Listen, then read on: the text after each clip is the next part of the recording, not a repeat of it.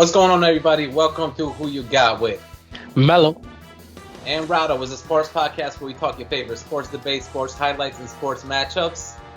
And it's been a hell of a ride. Who You Got's with you guys again. We got a few things we want to tell you guys. If you guys are watching the video right now, make sure you guys go ahead and like the video and comment below. We want to get that algorithm up so other people are sharing the video and like what we got to say. Also, we got a Patreon right now if you guys want to check it out. Patreon.com/whoyougot.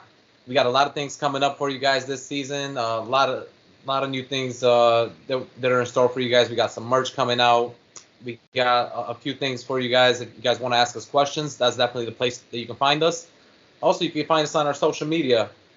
You know, we're everywhere. Facebook, Instagram, TikTok, wherever you want to find us. You want to check out our short videos, check us out on TikTok. We also have a YouTube Shorts section, so you can check out the short videos that we've created there. And you can check us out on our personal accounts on Instagram. I'm the Iconic Dude, and Mello is... Mellow the Notorious. That's right. And this week we got a big week for you guys. Right, Mello? Oh, yes. It is everyone's single favorite time of the year. It is a time where we don't have to find what we want to do on Sundays anymore up until February. So the next couple months are already established. It is NFL season, baby. Few days away from week one, right around the corner. You already know what it is. This was actually our first full season that we did. We started Who You Got. It was honestly a huge success. Weekly episodes found our footing. So we have way more things in store for you guys this year, NFL come around. So we're really excited. And obviously, today we're here to talk about a little bit about a preview for the season. And today's episode is going to be about the AFC. That's right. We got an AFC preview for you guys. We got a lot of things to talk about, 16 teams to talk about. We're just going to go through a few of the teams, talk a little bit about them, and also, you know, give you a preview of what we think is going to happen by the end of the season, and give you some of our favorite players from that team that maybe they picked up or that they held on to. So why don't we just go ahead and get into it right now? The AFC preview for this NFL season. We're going to start it off with the AFC West. Yes, AFC West. At this point, a division with Patrick Mahomes, Justin Herbert, Russell Wilson, and Derek Carr is undoubtedly the best division in football right now. It doesn't even come close, and at the end of the day, that doesn't even stop at the quarterback position. So basically, I'm going to start it off with one of the best teams at divisions, the Chargers. Chargers are basically the closest thing to an unofficial team. All-stars all around on paper, basically. All-star head coach, even though everyone's not too big on him. Obviously, laser arm Justin Herbert. Great dual threat in Austin Eckler. Keenan Allen, Mike Williams. Great receivers right there. Got good linemen. Obviously have Joey Bosa. That's one of the best linemen, defensive linemen in the league. Adding Khalil Mack and J.C. Jackson was huge for that line. Obviously, Asante Samuel and the rest of those cornerbacks are basically the weak point of that defense. So all-star quarterback, all-star basically running back, two all-star receivers, upgraded line. Khalil Mack and Joey Bosa discussing on defense, and right now they added a few people to improve that secondary. So like I said, one of the best teams in that division, pretty much a team of all-stars that kind of haven't gotten together yet. I think finally they given Brandon Staley, that coach, enough leeway to just do what he wants. Finally gave him the personnel to do what he wants. Even though he hasn't made the best play calling the last 2 years regarding game time situation, things like that, it's safe to say they're giving him the keys to the kingdom. And I think that the Chargers are going to do amazing this year. I actually got them with a winning record, and I'll give them 11-6. Okay, yeah. 11-6. I totally agree with a lot of the points you said, and even before that, this is definitely the best division in football. You got, you know, three of the top 10 quarterbacks in the league right now, and I mean Justin Herbert is like right there. You could pretty much put him in there in that top 10 as well. So honestly, Yes. you got four quarterbacks that are pretty much still in the top 10. You know, are they they at least should be. I mean, Derek Carr is like right on the cusp. He's the one that, but we'll talk about him later. But as far as the Chargers, you're totally right. I mean, they got an all-star quarterback, all-star receiver, all-star running back, who I think is definitely going to make a step up this year. With that pickup of Khalil Mack, I think they made a great pickup there as well. Their defense is going to be incredible. The line, as well as that middle linebacker, that role they have in the middle linebackers is amazing. I definitely think that they're going to make some noise this year. The question is going to be if Herbert is going to take a step up, honestly, because you saw he took a step up from year 1 to year 2, and then from year 2 to year 3, we'll see if he takes another step up. But, I tend to agree with you as far as, them making the playoffs. I just don't think that they're going to make it to 11 wins. I got them at 10 wins. I got them at 10-7 for me. Okay. But I do think that they're going to be, one of the teams in the playoffs. Yes. 7 teams make it from each division. So I definitely see them as one of the teams making it in there. And it's probably the toughest division to get in there. So it's going to be a lot of teams with winning records more than likely in this division fighting for a spot in the playoffs. Yeah, man. I mean, remember, like they were fighting for it last year to get in there, and the Raiders got in instead of them. Remember the last week of the season, because the Raiders won their game, and 2 teams made it out of that division last year to the playoffs. But I would not be surprised if 3 teams make it this year from that division. It happened before. It's happened before for sure. And as I was speaking about, the other quarterback that's not necessarily the best in this division. I guess you can call him like the lowest tier quarterback in this whole division, Derek Carr and the Oakland Raiders. I want to talk about them real quick. I mean, they definitely got, an upgrade at a lot of positions this year. They got a backup running back, and of course, they got Devontae Adams, who everybody knows about. You can probably call him the number 1 receiver in football. Last year, Cooper Kupp had a statistically better season, and in my eyes, because I'm a Rams fan, I think Cooper Kupp is the man, but you can't doubt that Devontae Adams is definitely a top 1 or number 2 receiver, and will be as well with Derek Carr. Even though he's not getting thrown by Aaron Rodgers, I think he still will be with Derek Carr. They have great positional players. They still have Josh Jacobs. They still have a really good tight end in Waller there, and honestly, it's one of the more lethal offenses in this league. As far as offenses goes, they got a great running game and offensive line, so they're going to be set there. Their question is going to be the defense. They did lose a few pieces on defense, their cornerbacks, and they did pick up a cornerback in the first round this year. So that's going to be a big key for them if he can step up and take over. I think he's going to be the number 2 cornerback there. I think they just picked up Rocky Sin. They got Rocky Sin as well, but they're looking at him as probably the number 1 guy. Exactly, 100%. They drafted another guy as who's going to be their number 2.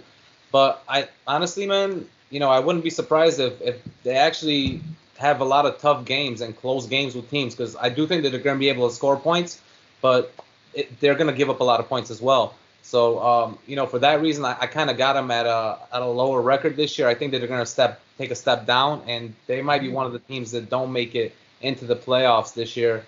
But I do see them having a 9-8 record. I do see them being very close. What about you? What do you think about them? So, actually, it really all depends on Josh McDaniels and Carr. Right. He's clearly building the offense around him, even though he kind of has that running game, kind of. Yeah. But with clear weapons like Hunter Renfrow, who is underrated, and Darren Wallen is along Josh Jacobs, like that offense is geared to put a lot of points on the board and get going. Their biggest weakness is the line. I loved what they did by adding Chandler Jones on defense. Like you said, also traded for Rocky Sin. So they improving where they need to be. Tough schedule, I will be honest. I looked at that schedule, so I see what you're saying. Yeah. But at the end of the day, as long as Josh Jacobs stay healthy and Derek Carr plays decent with the improvement in the defense, I actually got them going 11-6, maybe 12-5. Wow. I got them going 11-6 though for sure.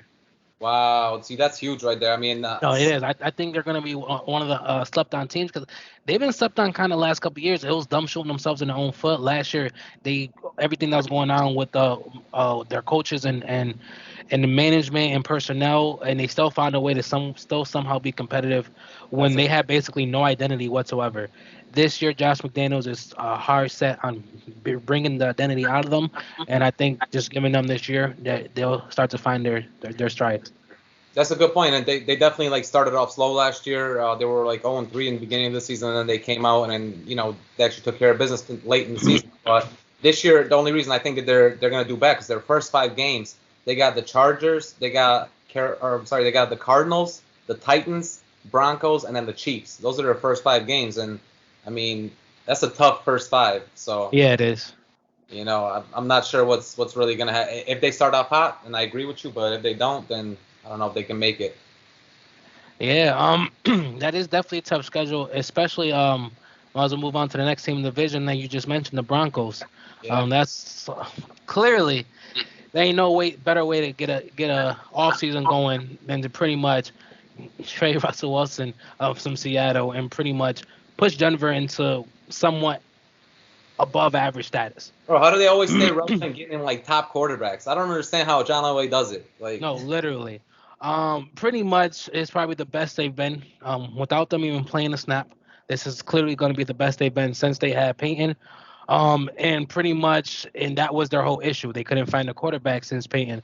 Always had a decent defense, always had a decent running game, never had that quarterback. So finally, they went out and got them that quarterback, and they got you a Super Bowl winning quarterback at that. Um, and they clearly signed him Russell. for 5 years as well, so now they got him for a long time. I was just about saying, clearly Russell still got something left in the tank. He's not washed up. It was a tough situation in Seattle last couple of years. Defense was falling through. They didn't have no run game, even though it was a run dominant offense. And he did show some shine between him and DK Metcalf. So pretty much the only issue is he escaped run heavy Seattle just to bring him to run heavy Denver. So I don't know how much better the situation is going to be for him, but clearly for the team with the Russian tandem of Javonte Williams and Melvin Gordon, they love having Russ, who's intangible at a 99 when it comes to his running. And obviously got a cannon, good out the pocket, can always give it to you when he needs to. So the team itself is obviously just a lot better just with him around. Everyone's happy. New head coach, Nathaniel Hackett. He basically was the one that was stuck with Aaron Rodgers over in Green Bay for a long time, not as their head coach. He's not stuck with Aaron Rodgers. Because their relationship did not end in the greatest. Well, he got him to be a 2-time MVP, so obviously he did something right. Exactly. So great news for the offense. And obviously defense has been improving. A lot of young stars. I see good increase years for defensive tackle Jones, DT, and cornerback Certain. I also think he's going to have a good year, both of them. Yeah, he's going to be a monster. The only issue is that linebacking crew. They're injury prone, and pretty much if you can't defend the run, and you got young boys out there in the secondary, that defense is going to start to fold. But at the end of the day, they've had something they haven't had before, which was a quarterback that can get them out of that. Yeah. So I got them going 11-6, still above 500. Great season, and right now, pretty much every team so far that I got in the division is pretty much going 11-6 or 12-5. So right now, it's gonna be tough to see who's winning this division. Damn. I mean, I totally agree with you that they stepped it up a lot. I mean, you wouldn't have thought that, from last year they were a 4-win team, I believe, and now this year you got them pretty much winning, like 8 games over what they did last year. So that's what happens when you get a good quarterback. So I totally agree with you there. I think that's exactly what happens when you get a good quarterback. He's definitely going to be great for them. They got Cortland Sutton there. They got some good wide receivers. Obviously, like you said, the two-headed monster, the running backs. And they got Noah Fant, who's a really good tight end, who I think that Russell Wilson's going to utilize a lot. He loves using his tight ends in the middle right there, so he's definitely going to utilize that right there. I definitely see them, stepping it up in the division. It's all going to depend on Russell Wilson's health. If you remember the last 3 years, he's been out at least 3 games each year. So if he stays healthy this year, then I actually agree with you. But in my estimation, I don't really see him staying healthy the whole year. And for that reason, I do think that they're going to be just right on the cusp, but they will make the playoffs as a wild card team. And I actually have them at 11-6 this year. They're going to go 11-6. Yeah, I definitely think they're definitely going to get there. I mean, it's Russell Wilson. He's for me, besides probably Lamar, when it comes Yeah. to intangibles, like he's that guy. Yeah, I mean, for sure. Like, he can get away from literally, he can make a play last longer than any other quarterback, I would say. I mean, you think that he would be down, and you think that he's like out, and then all of a sudden he makes a crazy throw, or I mean, I would give Patrick Mahomes that as well, because he's able to like escape from a lot of things, like Yes. capability and maneuvering out of the pocket and staying aware of your wide receivers coming back to you. Definitely agree with you there. And speaking of Patrick Mahomes, I want to go into the Kansas City Chiefs real quick. Uh, one of the top teams in the league the past 4 years. I mean, actually, you could say the past 5 years. Obviously, they've been to the Super Bowl a few times. They won one as well. Patrick Mahomes has been on another level, since he's been in the league. And they didn't really, gain too much this year, but they got back a lot of guys, that were injured last year. The one big piece that they lost that everybody knows about is Tyreek Hill. Oh yeah. Yeah, it's going to be a huge loss for them, for sure. I definitely agree that that's going to be a big loss. And they did pick up Valdez Scalding from Green Bay, who I think is going to be a good weapon. He was definitely good with Aaron Rodgers and Patrick Mahomes. I don't see that changing. Obviously, they still got Kelsey.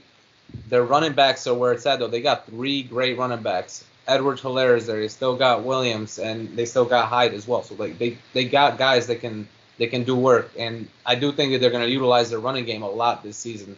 They picked up an offensive lineman this season who's supposedly like a top 10 offensive lineman rated in the league, and that's definitely going to help Patrick Mahomes and the running game. And with that, I definitely think that they're going to make noise just like they always do. I think last year they definitely started out slow again, and you saw what happened. Like at the end, they kind of picked it up, but once they got into the playoffs, they couldn't really keep up with teams on defense. Yeah. Who were scoring on them. Everyone was just outscoring. Like they could score themselves, but everyone was outscoring them. And I mean, with that secondary, I do think it's gonna step up a little bit more than it did last year. They got some playmakers out in the back now. Some guys that are getting older. They can make some plays. We'll see what happens with Vita Vea. I think he's on the IR right now, but he should be coming back later this year, maybe 6th, 7th game. He's going to be a good defensive lineman for them. We'll definitely see what happens. They also picked up a linebacker, Christensen, who's a really good linebacker in college, and he was All-American. He was a 5-star recruit as well before that. And I definitely think he's going to make a big impact on their linebacking core. But, as far as the whole team, you can't say much wrong about them. Even though they lost one of the top receivers in football, I do think Patrick Mahomes is still going to throw for around 4,800 yards easily this year.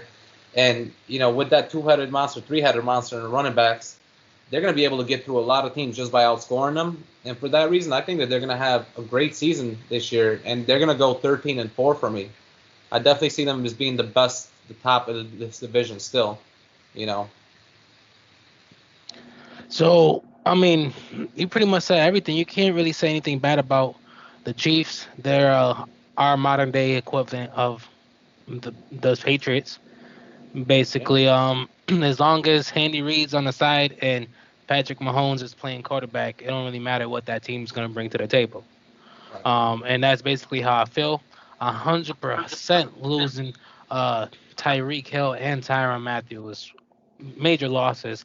Obviously, more for Tyreek Hill. Yeah. Right.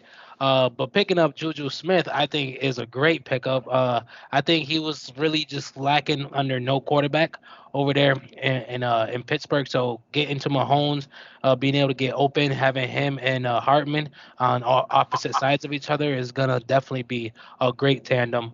You definitely mentioned the running backs, obviously one of the best tight ends in the game in Kelsey. So pretty much the only issue is their defense. Losing Tyrann is gonna be a hole in that defense. They did pick up some rookies, as you mentioned. They can't expect too many results. So at the end of the day, as long as their offense could be electric like it's always been, which it is going to take a step back. Um, Truthfully, I don't think their defense took they took a step back technically with losing Tyron, but I've said it multiple times last year when we was doing these shows that they were probably the worst defense like in a while. I even refused to have faith in the Chiefs because I was like, you got the worst defense in the league and your offense is playing below average. So I'm like in my head, I'm like, I can't put my ducks all in your Yeah, basket. and have faith in So them like this that. year Yeah. I don't see the defense being much better, but I also don't see the defense being much worse. And they were pretty much still one game away from the Super Bowl. Yeah. So I definitely got them going 12-5. Pretty much 13-4 is whew. But I got them going 12-5, and I got the rest of the division going 11-6. Wow. If any single one team does pass 11-6, I think it's the Raiders. Okay. Okay. But So either you guys, way, I think it's the opposite. I think the Raiders are the one team that are not going to make the playoffs this year. You out of know, those four, yeah. I think the rest three are going to make it. I think there's going to be three teams in this division that are going to make it. But great points about the Kansas City Chiefs, though. And the rookie they picked up, he was the 21st overall pick this year in the NFL draft. McDuffie, he's the one that they picked up instead of when they got rid of Tyrann Mathieu. Oh yeah. Them. So he's definitely going to be good. And they're getting Chandler Jones back, but if they get Vita Vea back, that D line is going to be amazing. So I definitely see stepping it up. It's just that secondary. They got a lot of holes in the back. You're definitely right about that. But I mean, so I think we both got at least three. Like you got all four getting in the playoffs. You're saying? I got at least three. Because the rest of the AFC ain't scrubs, so there's Right. gonna be some tight spots. But one of them obviously guaranteed. I definitely think another one is basically guaranteed one of those wild cards just based off their record, Yep. and I think one more can squeeze in. Yeah. I think I agree with you. I think that it's at least three, and I'm gonna be honest. I would not be surprised if all four get in, and this might be one of the first years that it happens. But I would. We need a not lot to go wrong in a couple other conferences. I mean, a couple other Yeah, divisions. exactly. And So who you got winning division? I'm gonna be honest. Like I said, I got Kansas City winning this one. 13-4 for me. I think that they're still gonna be the top dog in this division. Yeah, same. I got Kansas Chief. Just one more game loss, but 100%. And like we said, that is clearly the best division in football right now. Got to be the most exciting division in football right now. Got the best quarterbacks in the division. You only got one division, obviously. So yeah, it's gonna be an electrifying division to watch. Definitely can't wait to see who comes out on top. But yeah, we both got the Chiefs winning. Yo, that last That's game of the dope. season is gonna be incredible because you know it's gonna be a division game. The last game, Whoever's winning that first seed, yep. ooh, that's gonna be a crazy one because they Oh both yeah. each other. Oh So yeah. that's gonna be definitely a good one. Yeah, so let's move on to another one of the pretty much most exciting divisions we have. We're talking about the AFC North. Isn't anything bad you could say about this one? Pretty much, uh, there we go. With a team like the Bengals, 2 to 3 elite quarterbacks, pretty much you can't go wrong with a division like this. So why don't you start off? Who's one of the teams you're looking at in this division? I mean, so obviously we got the Bengals, the Browns, the Ravens, and you got the Pittsburgh Steelers. I'm gonna go over the guys that just were in the Super Bowl but didn't win it. They were so close. I'm gonna go ahead and talk about the Bengals real quick. And obviously we know the top guys on there. I mean, people found out about Jamar Chase last year, but Joe Burrow, man, he was doing work last year. Obviously, Jamar Chase broken all types of records, rookie records, and not even just rookie records. He was breaking like wide receiver records, Oh gosh. game records, receiving records all over. Honestly, like he was incredible to watch last year, Jamar Chase. I think that the Bengals have one of the most complete teams. If you look at all three phases of the team, special teams, defense, and like offense, obviously, like they have one of the most complete teams in the NFL, I would say. Obviously, we don't know like much about Burrow because the first season he was injured. Last year he came out crazy hot, so we only seen one season from him really. But if we expect the same thing that he did last year, I do I see mean, them. no one expected what he did last year. That's true, and that's what I mean. Like, we only seen it for 1 year though, and if he does the same thing, then you definitely expect them to succeed again. Uh, Having Joe Mixon out there is a running back is a great thing to have. They Mhm. also got a great tight end in Uzoma. Like, he's real nice out there too. Yeah. He can really like hit stick people. Like, when he gets the ball, he'll turn around and just hit you, and you'll fall down, and he'll go for another 15 yards. So he's definitely like one of the tight ends to watch this year, in the league, and if you're playing fantasy as well. But um, you know, what they're gonna go where Joe Burrow takes them. Honestly, if Joe Burrow plays well and he doesn't throw interceptions, then they're definitely gonna play really well. I definitely see them playing well. Getting Tyler Boyd back, with Higgins now, who they picked up from Cleveland Browns. Oh I yeah. think they have one of the most deep wide receiver cores in the league right now as well. So you definitely got to give them some credit for picking up guys here and there. They picked up also Hayden Hurst from Atlanta as a tight end, and I definitely think that's a big help for Burrow. But like I said, their offense is on point. They got great defense. People know what they did last year, and obviously Pac-Man Jones is there now. They got just like guys all over the squad. I do see them actually, either I can't say. We'll see when we talk about the other teams if I think that they're going to win a division, but I do see them making the playoffs and making it at 11-6 this. I'm sorry, yeah, 11-7 this year, right? Oh no, I'm sorry, 11-6. Excuse me, 11-6. Yes. I keep, yeah, like after they added this new game, now it's 17 games, yo. So now you got to think about an extra game, but yeah, 11-6 this year. I do think they're going to take a slight step down just because I think teams in their division are going to take a step up. I got them going 12-5. Honestly. Come on, we're definitely 100% talking about the reigning AFC champions. Added a lot of help on that offensive line, which is their biggest weakness.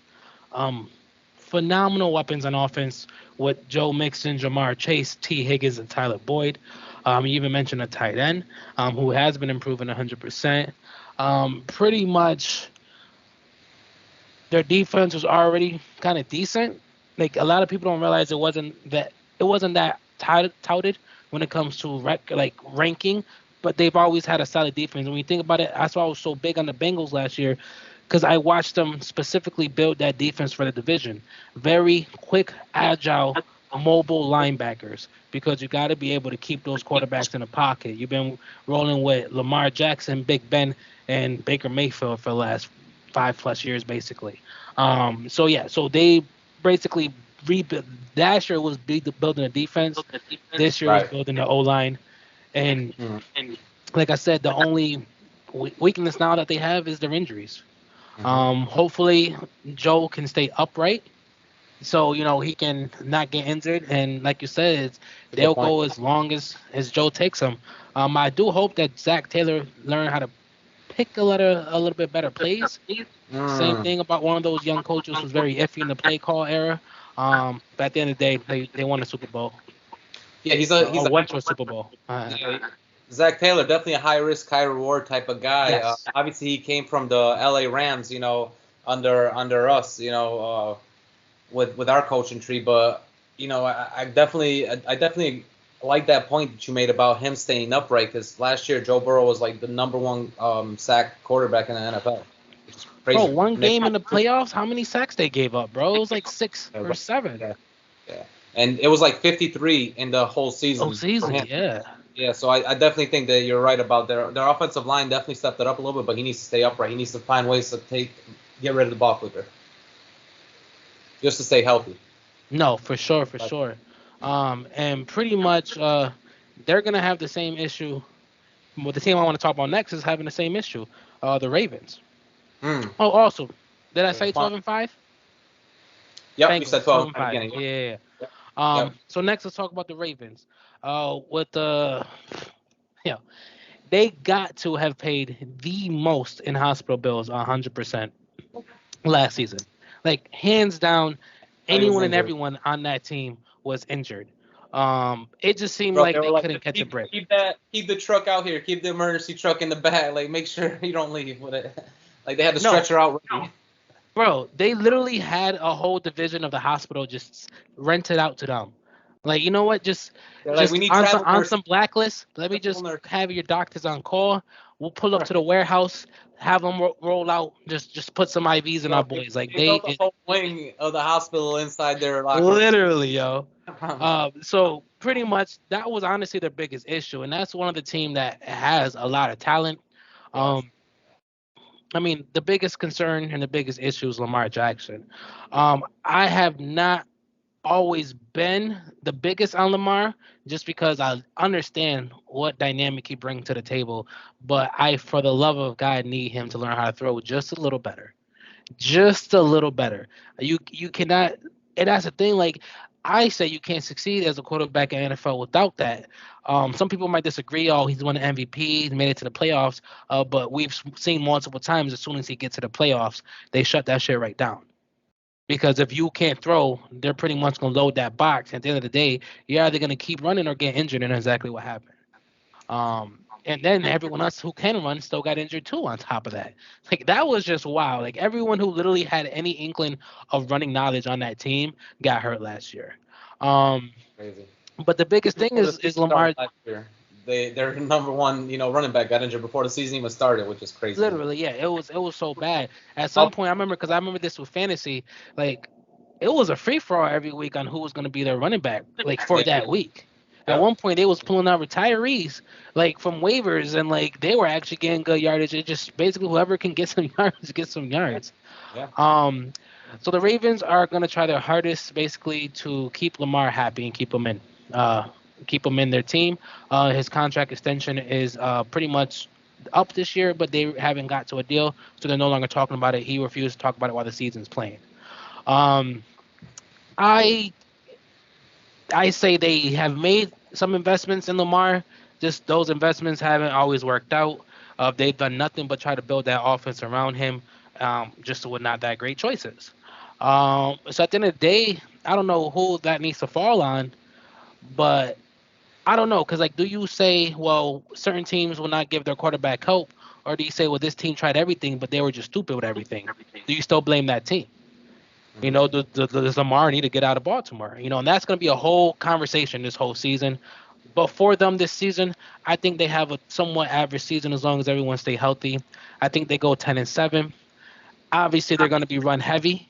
As long as Lamar can do what he does, that D is actually a healthy D with veterans with a couple young, fresh rookies. They added, I think, Marcus Williams or Kyle Hamilton to the secondary, and pretty much the only thing holding them back is Jackson's ability to pass. So for me, I'll be honest, I said a lot about this team that didn't have nothing to do with their on-field play because I don't think anyone's focused on their on-field play this year. Everyone wants to know what's going to happen with Lamar Jackson. What is the team going to do with Lamar Jackson? You just trade away his best chance at becoming a passer with Marquise Brown. You got no Hollywood. You don't have nowhere near a number one, number two, or number three receiver on that team. Right, right. Like, yeah, you got three receivers, but they ain't no number one, number two, or number three. So I That's don't know. I got him going 10-7, and it's gonna be a tough division. that's a good point. That's a good point. I gotta disagree with you on a few points though. Like the last point you made was great though about they got rid of their receiver, Hollywood Brown when he was the only thing that was good for them last year, which that's wild to me. I mean, usually Ozzie Newsome was one of the best GMs, and him doing that. I mean, maybe he was projecting that Brown was gonna want a big contract and he didn't want to pay that up because then people around the league know that Baltimore doesn't like paying big contracts. That's just Right. thing. They don't like paying high value free agents, and they don't like paying out big contracts. And that's a big reason why they're not really not trusting Lamar Jackson to give him that long-term contract right now. They're waiting to see if this season plays out good. But I mean, if this season plays out good, you just saw what my man Russell Wilson got, $245 million for 5 years. So Lamar is going to get pretty much that same thing around that. Or Russell Wilson's also won to two Super Bowls and won one. I agree, but having an MVP, getting this team to the playoffs, having the breaking records as a runner as well, as far Yes. as quarterback goes. Plus, him actually like making this team better every single season that he's been on the field. They have a big choice to make, like you said. This is going to be the year that they make the choice, and if they don't give him the money, I promise you, another team will give him the money. Like somebody else, they see that talent and they're like, yeah, unless he has like a crazy injury that Achilles or some crazy like ACL that takes him out for 12 months or something like that. Barring that, I see him definitely getting paid by the end of the season. But I definitely agree with a lot of your points that they lost a lot. I just don't agree that I think that his passing is going to be better this year. I think that because they got their running backs back, the reason why his passing was so bad last year and he got injured was they had no running game. Like you said, they were running back by committee, trying to find somebody off the street to run. Now they got J.K. Dobbins back, who's a great running back. I think he's definitely going to be great for them. And they got Marcus Andrews back as their tight end, who was gone last year too. I definitely think that's going to be a big help. But that's the thing. His passing can't get worse. True. So it has no choice. It has no choice but to get better. Exactly. I think they take a step up from last year. Clearly, with that defense, that head coach, and just like a electrifying quarterback with Lamar, like they're gonna make some noise. I even think they lost 3 of their games by 3 points, and they did. They actually lost 5 games by 3 points. I was gonna bring that up. That's what it was. 5 games by 3 points, and 3 of those games they decided to go for it or take a risky call instead of tying it. And they went for 2 when they were tied. Oh no, sorry, they were down by 1 and they were tied. They went for 2 in the last play of the game, and they lost that game because they didn't. And then the other 2, they pretty much could have kicked the field goal, and they instead tried to go for it and lost. Right. So clearly, that those 3 games, those 5 games, like it shows how close the margin is for them to win. But like I said, when it gets to deep in the playoff time, like I have no doubt the Ravens might get to the playoff. That's perfectly reasonable. But until Lamar takes that step forward as a passer, they won't make no noise in the playoffs. Right, you won't see him making noise. But as far as just like the division goes, because of what's happening in the division right now, you got Big Ben's not there anymore. Obviously, Baker Mayfield's gone, and things are going on with Deshaun Watson. I do think that they're probably gonna be fighting with the Bengals for this top spot in the division. And I actually, I have to disagree. Yeah, I mean that's how I see it. I think they're gonna be great this year, and I actually have them playing better than the Bengals. I think that they're gonna be 12. What? I think that they're gonna be 12 and 5 this year. You just said the Ravens are about to play better than the AFC defending champions. Yes, yeah, I do. Getting Lamar Jackson back, getting their number 1 running back, and their tight end, their number 1 tight end, who they didn't have. I think Rashad Bateman is a really good wide receiver. People are underestimating him just because he's young. He's definitely very good. He came in, he's like a 2C receiver at most. Remember, he was a rookie last year, so a lot of people don't know. Didn't see much about him. Oh, sorry. Rashad. Hey, hopefully he took a good off season. But yeah, 100% is pretty much Ravens and Bengals fighting for this division. But we can't forget about the other 2, unfortunately. Right. I mean, like I said, just like I just said, obviously you have the other 2 teams in the division. They got some things going on, and let's talk about one of the teams, the Browns. That a lot of news going around there. Honestly, the Browns probably had the biggest offseason in the NFL. Honestly, yeah. Since last year, people thought that Jimmy Garoppolo was gonna go there. People thought, are they gonna pay Baker money to stay there? And what happened? They got rid of Baker and they brought in Deshaun Watson. And once they brought in Deshaun Watson, what happened? He goes out. Well, he gets suspended for 11 games of the season. I mean, but I think everyone in the world seen that one coming. Well, I don't think the Browns did. I think the Browns thought it was going to be a 4 to 6 game suspension, honestly, because that's what at first it was until there was whatever it's called, the rebuttal from the NFLPA. Right. That made it 11 games. It was only 6 games. I'm sorry, a 4 to 6 game suspension, I believe. But then they made it to 11 games. Yeah, I think they had a 4 to 6, and then the NFL appealed it. The NFL appealed it to make it a whole season, and then the NFLPA came in, and then they brought it down to 11, which, I still think that they're going to have a tough time. I mean, who's their backup?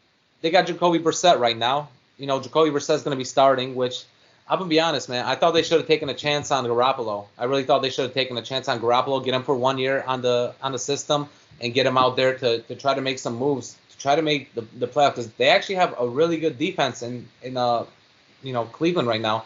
Their defense is definitely good. Oh yeah, top notch. Obviously, they lost pieces. They even lost Jarvis Landry. So they're definitely like hurting on some spots. But they still got Kareem Hunt. They still got some guys that can make plays. I definitely think that their offense is going to be good.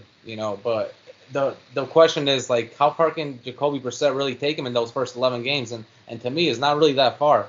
No. We've seen him be 500 quarterback or less. Honestly, he hasn't even won like more than half of his games when he's been starting on teams, and that's from New England, from the Colts.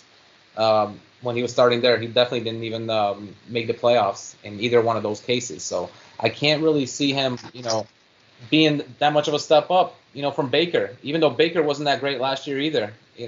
We can't say much good things about Baker. Last year Right. he was terrible as well. But the Browns, the one thing they do have for them is their defense, and that's the one thing I definitely want to talk about. With them actually having Myles Garrett and Justin Elliott and that D line, that's going to be one of the most ferocious D lines right there. Plus, they picked up Jadeveon Clowney last year, and he played like 6 games for them last year, and now he's going to play a full season. They're really going to have one of the deepest defensive lines. They got Denzel Ward out there. Obviously, he was one of the best cornerbacks last year, and they just got the guy that was rookie, defensive rookie of the month 3 times last year, Greg Newsome. He's going to be, second year strong safety room. Excuse me, hard to say that word, strong safety. But anyways, they did pick up Cooper, as a wide receiver from the Dallas Cowboys, so that's going to be a little step up. And I definitely think that their offense is going to be good with Nick Chubb out there as well. So their offense is going to be good at points, but Jacoby Brissett is not the type to throw for 300 yards, so they're going to be a running team. They're going to be going for 100-yard rushes. Like I could see Chubb going for 100-yard games easily. I could definitely see even Hunt going out there and them getting like 75 each, each one of them, because it's going to be a 2-headed monster. I don't see Chubb just going out there alone. And that's what it's going to be for the first 11 games. And if my man Jacoby Brissett can get it to like a 6-5 record, maybe if that, and then Deshaun Watson comes in, then man, it's going to be close for them to make the playoffs. But if he comes out and he doesn't play good, and they start out and they're like 3-8 or 4-7, then I'll be honest, I don't see them making the playoffs this year, and that's how I see it. I don't see Jacoby Brissett playing good this year in the beginning.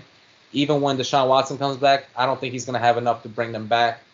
And I honestly see them ending up with a 7 and 10 record this year. I think that they're going to 7-10.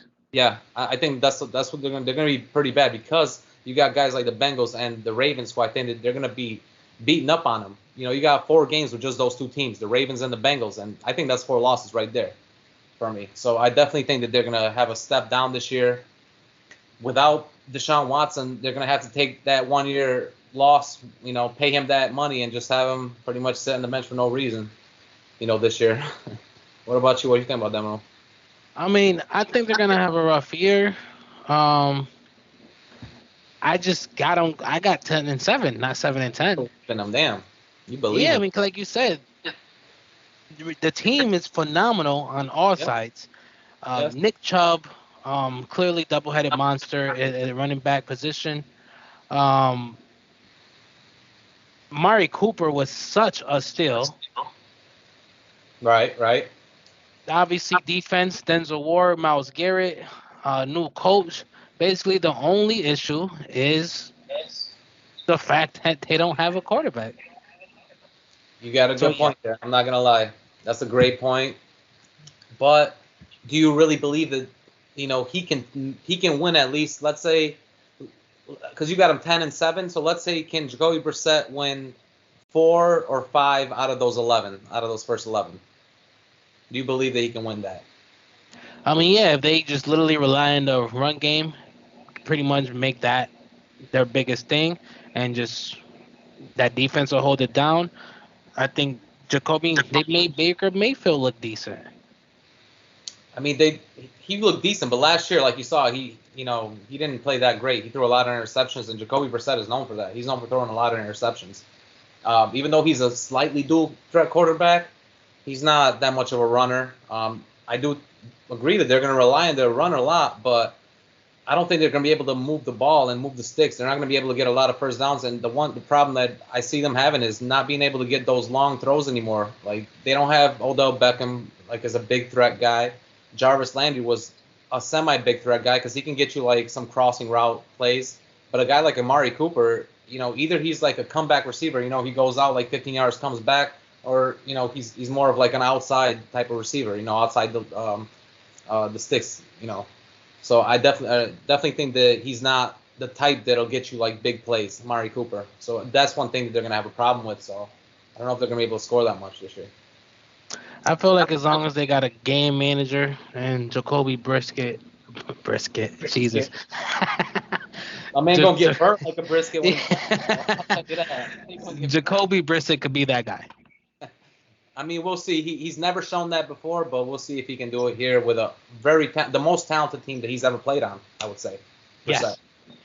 And that's what I'm saying. I think there was a couple times where he made a little noise over there in Houston. So funny that he's actually, wasn't he the backup in Houston?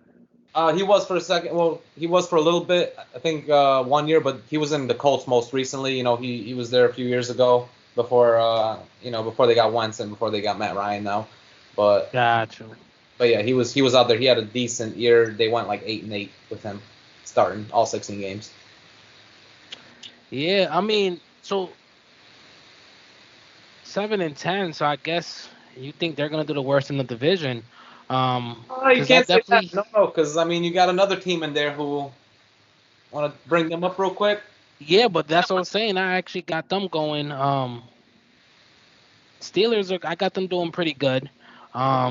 I do have the Browns as the worst team in the division. I just had them at 10-7 worst. But pretty much. What do you think about the Steelers, though? The most important things to remember about the Steelers, I guess, is you definitely got to remember that they haven't had a losing season yet since Tomlin's been under the head coach. He always finds a way to get them through, especially with that defense. And this looked like obviously a whole new team, first time playing without Ben in almost 2 decades.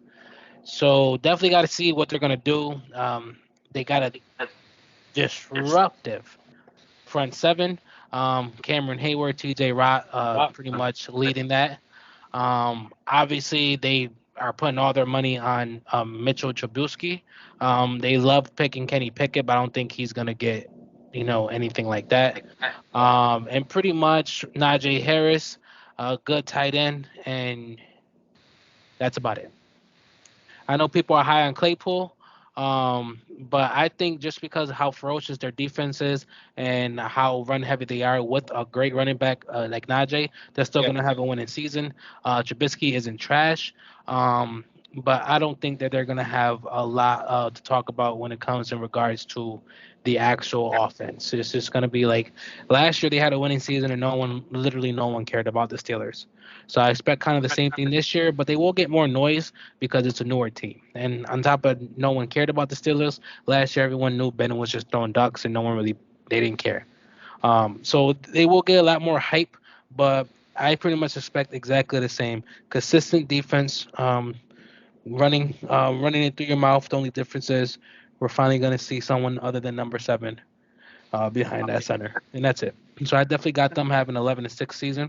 Wow, 6. Wow. Yeah, I would say a lot of these AFC teams got easy schedules, and like I said, with that ferocious D and a good running game, at this point, I think Trubisky's gonna play better than Ben did last year. So. Oh man, see, I'm gonna be honest. I totally disagree with that. I think that Trubisky is Trubisky. He's gonna play bad, and I think that Ben Roethlisberger, you said he was throwing ducks this season. Wait till you see Trubisky out there. These type of ducks he throws. There's a reason why the Bills didn't even want him as a backup. Like seriously, the Bears got rid of him for peanuts. They got rid of him for a 7th round pick to the Bills, and the Bills just cut him because he wasn't even good enough to be a backup for the Bills. So I'll be honest, I don't trust him one bit. I do like Najee Harris a lot. I think he's going to be one of the top running backs in this league in a few years. Give him like 1 or 2 more years, and you'll see he's ferocious as Derrick Henry is. He's not as tall and not as big built, but he's definitely ferocious. I definitely see him making some noise. They got Devontae Johnson as well, who's a good wide receiver along with Chase Claypool, like you said. But I'll be honest, like other than their defense, Najee Harris, I don't trust him at all and anywhere. I don't trust Claypool. I don't trust Johnson. I think that they're gonna have a tough time this year. This is gonna be the toughest time of Mike Tomlin's career. It's gonna be the first time that they don't make the playoffs. Or last year they actually didn't make it, right? So it's gonna be the second time in his tenure that they haven't made the playoffs. And I'll be honest, I see them doing very bad this season just because the other teams got better. Like the Ravens got better. The Ravens were bad last year, and this year they're gonna be obviously a lot better. So I definitely see the team that's gonna take the step down is gonna be the Steelers, and I see the Steelers honestly on the bottom of the barrel at 4-13. I seen them winning 4 games this year. You just said 4-13. Bro, every team can't win 10. Every team can't win 10. In the AFC, they can. I mean, we'll see, but you gotta have some low teams, and that's gonna be one of the low teams. I'll be honest, because I do think that the Ravens are gonna take that step up. The Ravens were the one that were on the bottom of the league, or I'm sorry, the bottom of the barrel in this division last year. So I think that with Bengals staying put where they are, the Ravens taking a step up, and the Browns are gonna be in the middle. I do think that the team is gonna take a step down. Is gonna be the Steelers. I don't think 4 though. I think they win more than 4. I mean, you gotta remember though, you keep saying like everyone can't win 10 games. Like I know, that's what the other 2 divisions in the AFC are for, to lose all the games. That's a good point. That's literally what 3/4 of the East is for, and pretty much the whole South. That's a good point, but one thing I'll say is that what I envision happening this season is them starting out with Mitchell Trubisky the first 4 or 5 games of the season, them going maybe 2-3 or honestly even 1-4, and then they're gonna put in Kenny Pickett and just have him try to take over the offense. And I don't see him doing that well this season. I'll be honest, with a bad offensive line, you saw Big Ben was getting sacked all over last year, even though they got a good running back. Their offensive line was trash last year. So I definitely seen the same thing happening with Kenny Pickett or Mitchell Trubisky. They're going to be getting sacked. So yeah. I don't trust them this year. I just don't. I know that Mike Tomlin is honestly one of my favorite coaches and one of the most smartest minds in the NFL as far as making a team making something out of nothing. But I just don't trust him this year. Not with the quarterback they got. Yeah, I hear you. So yeah, I guess we could definitely agree though. So I got Ravens as the number 1 in the division, and you got Bengals. I think that the Ravens. I got Bengals, yeah. Above them, I got them 1 win above the Bengals. And then you got the Steelers doing the worst, and I got the Browns. Yeah, you got the Browns. You might be right about the Steelers though. No, because you got the Browns at a 10 win. I got them at 10-7, but honestly, I got them at 7. They might be more of 11-6. No, they might be 10-7. You might be right. 11-6 might be really overestimated for the Steelers. They're just so consistent. They always have been, bro. But I mean, even last year, they had trouble getting in last year. They were 10-8 or 9-8 last year. They ended up, and that was with aging Big Ben, who could still, he could still make some throws, but with a guy in Mitchell Trubisky, I don't know. I just can't trust him as much. Yeah, so either way, that's going to be a tough division. Not as exciting as the first division we talked about over there in the West, but at least we got something that is definitely going to be competitive. And now we pretty much move on to our 2 uncompetitive divisions. Pretty much next we'll talk about the AFC East. If there's one thing I could say about the AFC East, it's pretty much the one division where I would bet my whole life savings on who the division winner is going to be at the end of the year. Pretty much. It's Bills against the world in this division. I mean, but I'm not even going to talk about them. Let's start off with the team that's ran the division for most of this time, at the Patriots. Interesting offseason. After last year, a lot of people don't remember, they actually dished out so much money. The most money out of any team. Out of any team in the offseason. And they paid the price for that. Team was not the worst, but also not the greatest. And they weren't great in the areas they're supposed to be. This year, they are the ones that lost J.C. Jackson. They also lost Shaq Mason. They did get Devontae Parker to help with that. But pretty much, like most of these teams in the AFC, a lot of the success is going to come from how much can the quarterback play. Mac Jones, um, I Who? think this is his second year. That was his Who? rookie year, yeah. So he didn't play too bad, but it wasn't anything special. And he had such a clutch when it came to having one of the top defenses in the league, as well as a three-headed monster running back committee. So he had such a clutch. The fact that he didn't play good, I understand don't look that bad. But for me, it kind of does because you basically had everything given to you except for, granted, they didn't have top-notch receivers, but I'll be honest, that wouldn't have mattered anyways. Mac, Mac Jones wasn't that guy. Um, but it looks like they are deciding to build around him.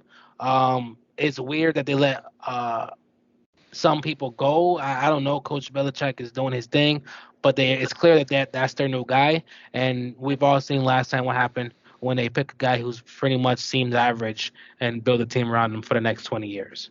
Yeah, no, I'm not saying he's going to be freaking Tom Brady, but they see something that we don't clearly.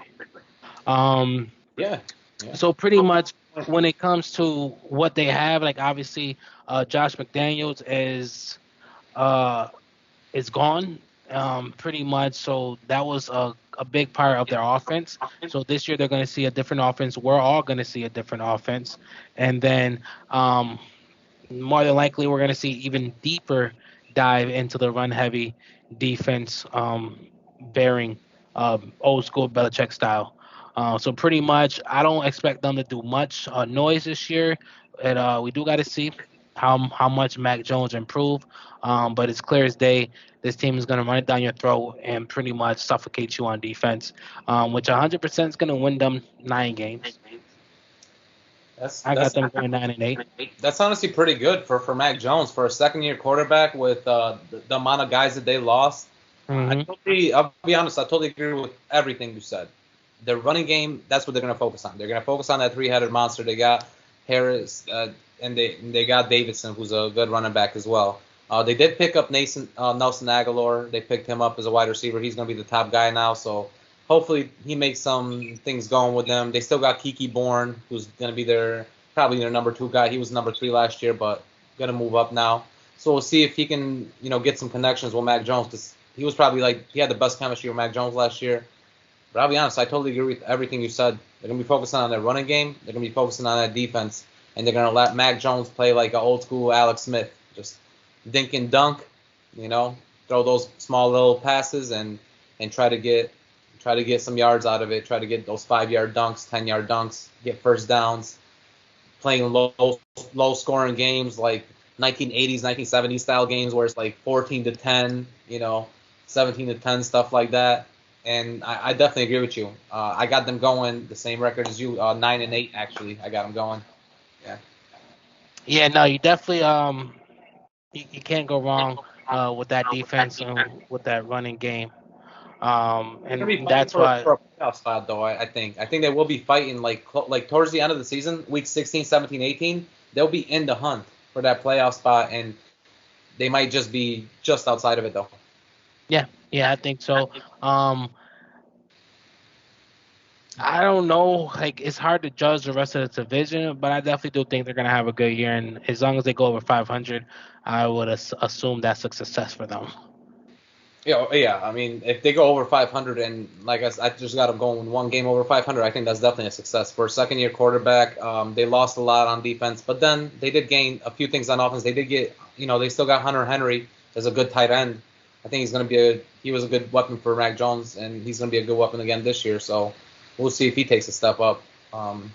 Maybe him and Nelson Aguilar could, make something happen. But I just totally agree with you. They're going to be focusing on defense and running game, and there is a team though that made a step up in this division, and I'll be honest, like, Oh yeah. a lot of people didn't see this coming out of nowhere. Like, nobody thought Tyreek Hill was gonna go from Patrick Mahomes to Tua Tagovailoa and the Miami Dolphins. I did. Really? He was, yeah. We why wouldn't he go to the most accurate quarterback in the league? Stop it. Stop it. Why wouldn't he go to the most? Yeah, Like, maybe in 5 yard plays, he's the most accurate for like 5 yard plays. That's what hey, he's those accurate at. those ain't my But words. but Your boy Cheetah said that. you know what though? He's definitely accurate, but he doesn't throw deep passes. But the one thing about Tyreek Hill that's good about him is he can actually take a wide receiver screen and take it 80 yards to the house at any time. So that is one thing that is gonna definitely help them out there. And Miami Dolphins, they definitely make some pickups this year. I think that they were one of the teams that paid the most in free agency money this year. They still got, I'll say, one of the best wide receiver cores there with Waddle, with Tyreek Hill. You know, they still got other guys like Cedric Wilson, who's last year he was a great receiver. Honestly, for a team that didn't do that good, he was definitely a great receiver. And they just picked up Rashid Mostert, running back, plus Chase Edmonds from the Arizona Cardinals, who was a breakout star last year for the Arizona Cardinals. Nobody really saw him coming, and now they got him. So they got a lot of pieces in that running game as well. Honestly, I got to say, even with a guy like Myles Gaskins, who a lot of people know him in Miami area because he's played his whole career for them. So he's definitely made an impact there as well. But I think that the biggest issue is going to be that offensive line. You saw last year, the reason why Tua was getting locked up a lot and he couldn't really run around is that offensive line was letting go of a lot of guys getting through. They did just pick up Armstead, who's a good left tackle, who is going to be a big help for Tua Tagovailoa, and that's probably going to be one of the biggest things that they needed is that left tackle. I think that Tua is going to take a step up, though. That's one thing I do see. With their defense getting better, they got Emmanuel Agba, they got Justin Phillips out there, so they definitely stepped up in that defense. Plus, they picked up Melvin Ingram, so they spent a lot of money this year. They still got Xavier Howard. They got a good defense out there, and you saw that last year. Last year, they were a top 5 ranked defense actually. At one point, up until like the last 2 games of the season, then they moved down from top 5 to like top 7. But still, being not as great of a team as the top teams in the league, who are, when you have a top 5 defense, you're supposed to be ranked at least in the top 10, and they were ranked in the bottom 10, obviously, as far as overall record. So I see them taking a step up, Tua matching up with his receivers and getting some help from the running backs and his defense again. And I definitely think that they're going to take a step up in this division. I don't see them doing as bad as they did last year. I think the Dolphins are going to stick with Tua this year. Not like last year, they were taking him in, they were taking him out, putting in Ryan Fitzpatrick and then taking him out. I don't see that happening this year. I think they're going to stick with Tua, and that's it. And I honestly have him doing a little bit better. But them with the Patriots, Patriots and the Dolphins are going to be very close to each other because you got both of these quarterbacks that throw, short passes. One of these offenses is definitely going to be a little bit better than the other, and it's going to be the Dolphins. But I still see them having pretty much the same record, or maybe slightly worse than the Patriots. And honestly, I'll say they're going to have the same record as the Patriots for me. I think that they're going to end up at 9-8. What about you? What do you think about them? They are. I definitely got them going at 9-8 too. You pretty much said it all, man. Brought in the best offensive lineman to improve that trash O line. Brought in one of the best receivers in the game to side with Jalen Waddle. Great short receiving backs in Chase Edmonds and Sony Michel. Good point. So pretty much they, as weird as it sounds, just like the Patriots, they are 100% finding a way to solidify Tua's relationship with the team. And pretty much the man just got to stop throwing so carelessly, man. Like, I understand you don't have all the skills yet, but take a sack, throw it out. Like, my man, his picks are a problem. And it's been absolutely depressing to be a Miami fan watching him last year. So I definitely think that all the team success, who is set up very good because they got a very, very stingy defense. All this team success is pretty much going to be set up on Tua's shoulders, and they gave him absolutely everything they need. If he wants to run that West Coast short and choppy, pick off a couple yards, maybe run a few, Tyreek has no problem being efficient as a slot receiver. I'll be honest, I like him better that way. Like I remember when I used to play with him, like I used to play Madden. I don't say 2K. 100% used to push him to the third because having him coming across that middle, there was no linebacker that could stick with him. He was a great route runner. Just pretty much always finding him open. So obviously, I know they're gonna find ways to do that. But yeah, great team. Just the Tua's not that guy. He Mhm. might be, but he's not that guy yet. So 100% Dolphins go 9-8. Yeah, those are great points right there with the especially the running backs that are very short that can catch passes. I agree with you They there. can catch. They're probably one of the best pass catching running backs. Miles Gaskins plus Chase Edmonds, definitely one of the And best. Sony Michelle.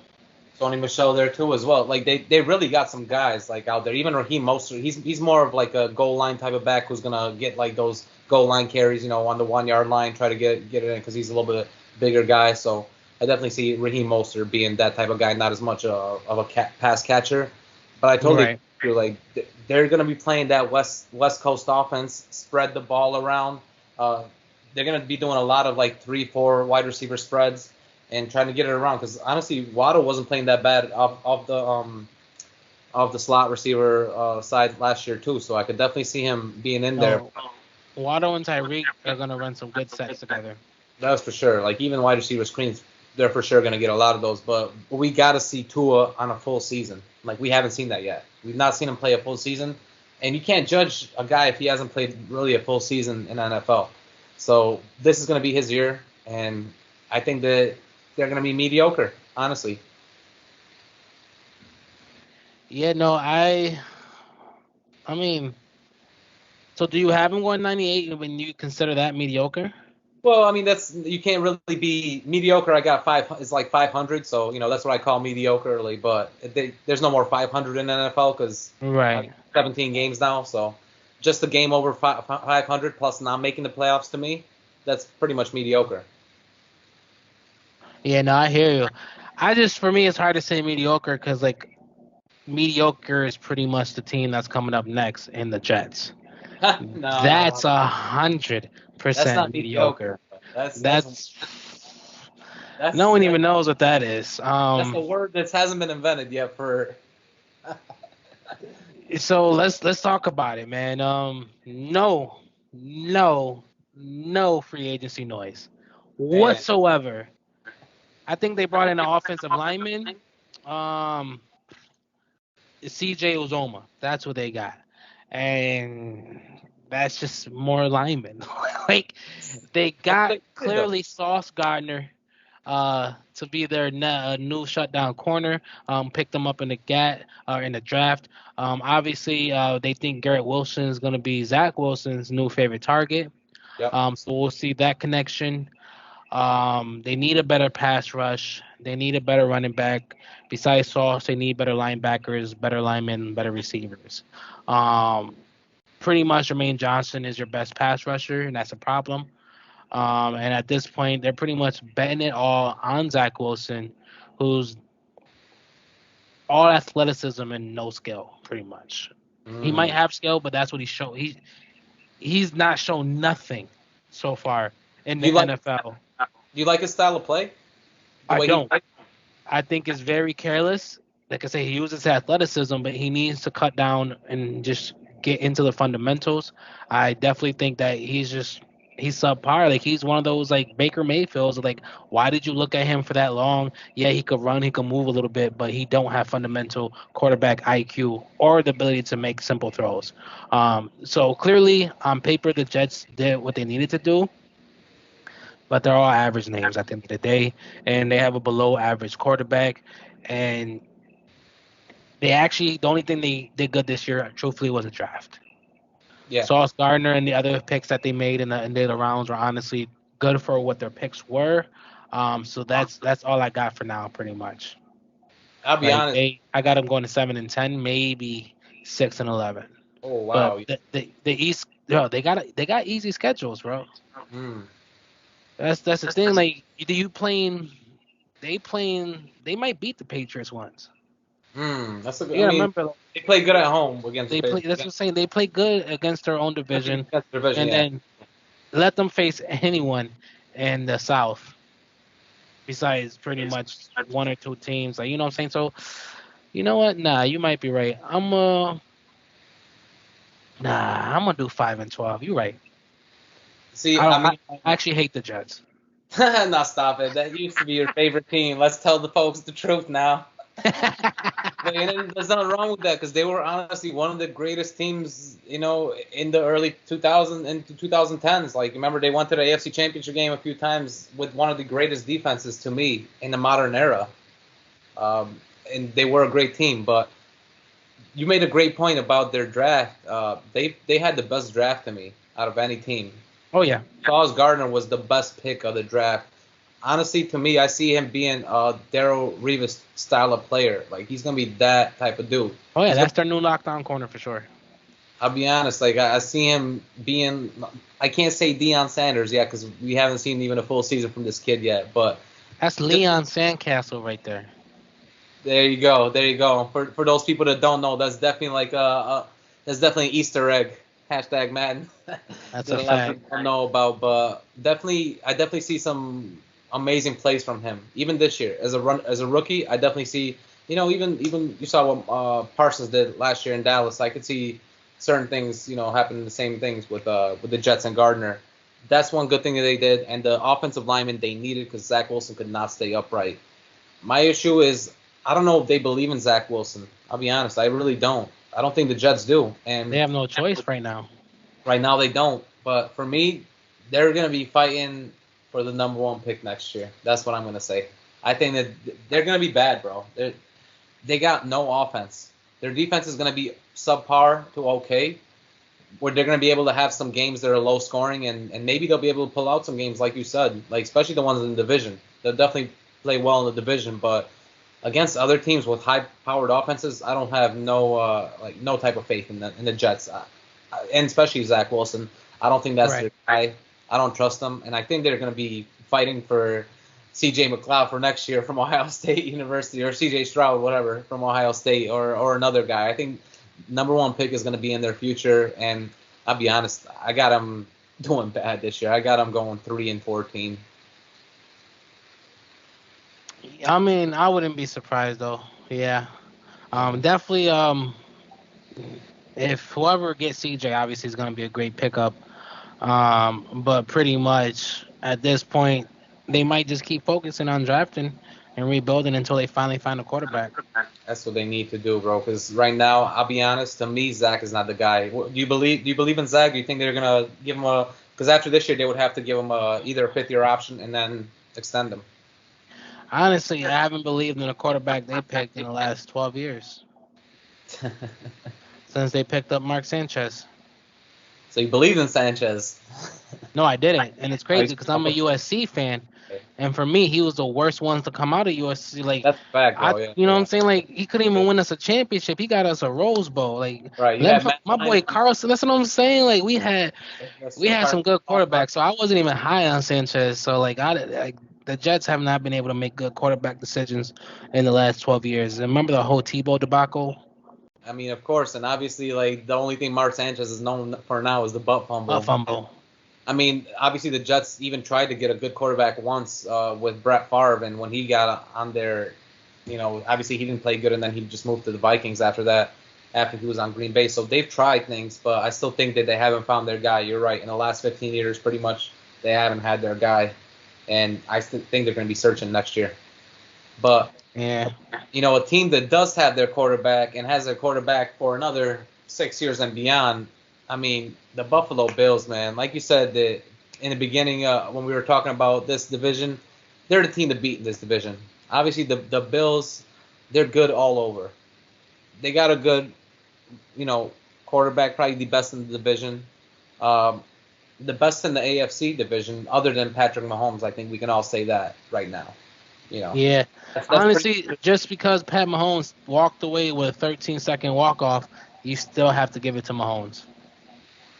That's a good point, but as far as a overall thrower, and he can still do his thing and run. He had the most rushing TDs last year, if you remember. As far as the goes. Yeah, for sure. They had no running back though. So he's definitely like on a dual threat side. Josh Allen is. So I definitely see him as one of the most talented in the AFC division, and I see him doing work this year. I think they have the best offensive line in the AFC East division for sure. They're going to be able to keep him upright. I mean, you're going to have to with guys like Chandler Jones trying to get at you, and guys trying to really get at him. But the problem I have with the Bills is their running game, and Devin Singletary is not the guy for me. I don't see him being the guy. They're gonna have to stick with him this year and do running back by committee again. I just don't see him being even like a 600-yard back. He's gonna get around that 500-yard, and you're gonna have Josh Allen be probably one of the top rushing attackers on the Bills this season. Not probably. Most likely, yeah. That's he will be. Yeah, and that's gonna be a problem for them because the one thing that is good in the playoffs, running game, defense. They have the defense. They don't have the running game yet. Their wide receivers are good. I mean, you got Stephon Diggs. You got guys that you can throw to. You got a good tight end as well. And obviously they got a great freaking great cornerbacks. They can get picks all over. Hyde is out there. They got some names that they could definitely do work out in the secondary. So they're definitely gonna be picking off Zach Wilson and Mac Jones and maybe even Tua. And definitely Tua. Definitely Tua, because honestly, Zach Wilson too. Because one thing you said about Zach Wilson before, I kind of wanted to bring up, and it has to do with the Favre thing. He plays a little bit like Favre. He's not as talented, obviously, but he takes those shots where he'll throw in double coverage, and sometimes it's not the best double coverage. Not pure advantage. And that's one thing he's going to try to do against the Bills. And the Bills are definitely going to get a lot of those picks this year. To me, I got the Bills defense as being a top 3 defense in the league this year. I think that the Bills are going to be elite this year. They're going to show out. And honestly, I have them being as probably one of the top 3 seeds in that AFC. I have them at 13-4 this year. I think they're going to play amazing this year. Nah, I 100% got them at 13-4. You pretty much said it all. Clearly the team to beat and the best team in this division, hands down. Josh Allen, like I said, is not far off from Mahomes. Great receiving core. Stephon Diggs, Gabriel Davis, who took a huge step up last year. Defense was missing Jordan Poyer last year. Finally getting him back. Micah Hyde, Tre'Davious White, Von Miller, an addition on the edge. You pretty much have no weaknesses, because then you also got O.J. Howard and Roger Saffold pretty much on the edge when it comes to linebackers. So, yeah, one of the best defense in the league, top 2. The only thing they're missing is that freaking run game, and that bothered me a lot. That they spent money this year on getting a lot of things and didn't even attempt to get a solid running back. I mean, they probably attempted, but at the end of the day, if you got to overpay, then overpay. Because you just overpay Von Miller, old ass. Overpay someone to be a decent running back of your team, so Josh Allen don't have to be your leading rusher every year. I totally agree with you. I thought that they should have picked up Chase Edmonds, and they didn't do that, and I thought they should have picked him up. But obviously, he went down south to Miami. So yeah, total agreement 13-4, wiping the division, clearly winning the division and one of the top teams in the playoffs. At this point, they're one of the teams I got fighting for first seed.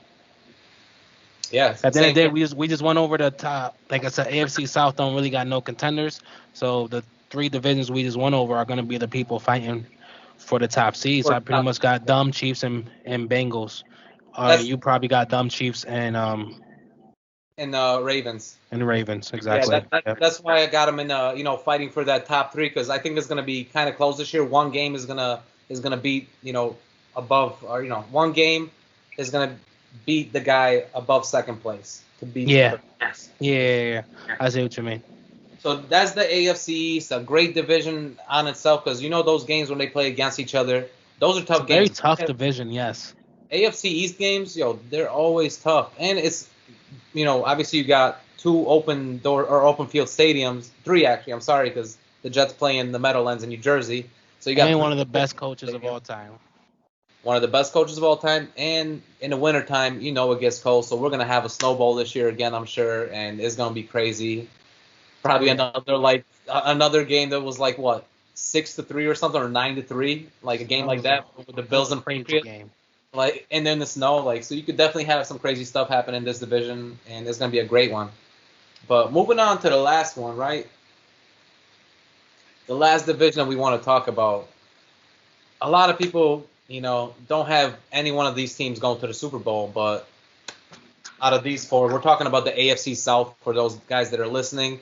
And there's the Tennessee Titans, the Colts, the Jaguars, and the Houston Texans there. Honestly, most of us are mad that one of these teams got to take a playoff spot. Damn. So you're saying just give it up to the AFC West? Please. They should have it in the rule book. If you don't win over 8 games, you can't get us. Yeah. At the end of the day, do it like basketball. Divisions don't even matter. I don't even know what teams are in my team's division. Yeah, that's true. That's true. But I mean, in football, they got to give it to at least one of these teams. And I mean, why don't we just go ahead and start it off? You wanna start off this one? Who we got first? Yeah, let's talk about probably the best team in the division. It's probably gonna be the Titans. Yes. Or the Colts. I don't know. No, we'll go with the Titans. At the end of the day, the Titans are the toughest team, one of the toughest teams in the NFL. Right. Top-notch defense, clearly one of the best running backs in the game.